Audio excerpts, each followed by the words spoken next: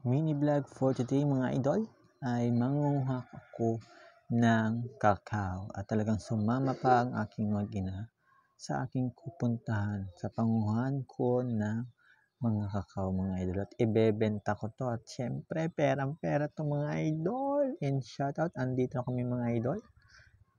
Ayan na. Ayan mga idol ang bunga ng aking kakawan. Ayan. Sorting muna tayo mga idol. Talaga naman napakadaming bunga mga idol. Sigurado makakatatlong bimig ako dito mga idol.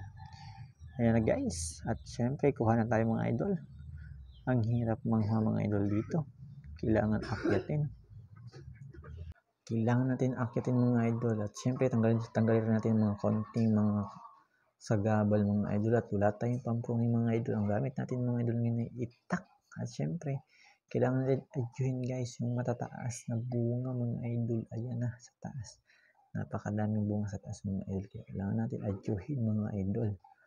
At para makuha natin mga idol yung bunga ng kakao, adyuhin natin at medyo mataas-taas at matibay na mga idol yung puno na ito. Ay naku, alam niyo guys, tinanim namin ito, maliit pa ako. Pero ngayon guys, napakinabangan na namin. At katulong ko pa dito yung tatay ko at yung isa kong kapatid na tinulugan kami. Oh, shuck! Ayan mga idol, syempre, ang daming bunga, nakakatuwa talaga sila mga idol. No? At dyan guys, ipapas forward ko na at napakahaba ng video natin mga idol.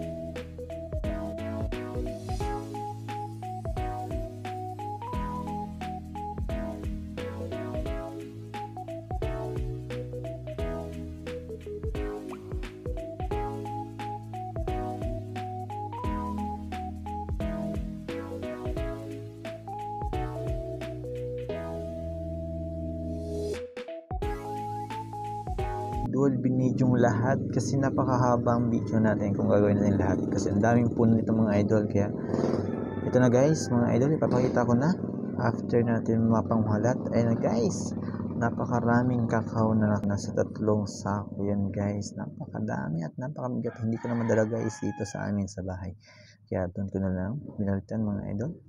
And after nyan guys, ito na, tatagay natin siya mga idol sa shell mga idol. Kailangan natin mga idol dyan guys ay baakin mga idol, hatiin sa gitna para makuha natin mga idol yung ating mga buto mga idol. At dyan guys, fast forward ko na ulit mga idol, napakahaba nyan at napakahabang proseso talaga mga idol bago maging chocolate ang kakao na yan.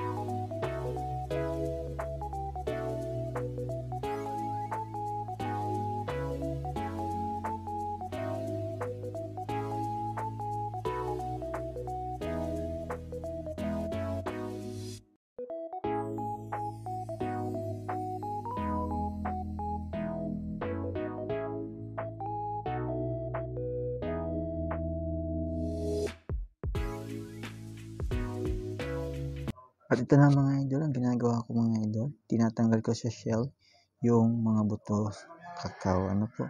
Ayan mga idol, tinatanggal natin yan. Tatanggalin po natin yan sa shell. At yan po yung ibebenta natin mga idol mamaya guys. Magkakapera na tayo. Sa kaunting hirap at tsaga natin, magkakapera tayo dyan guys.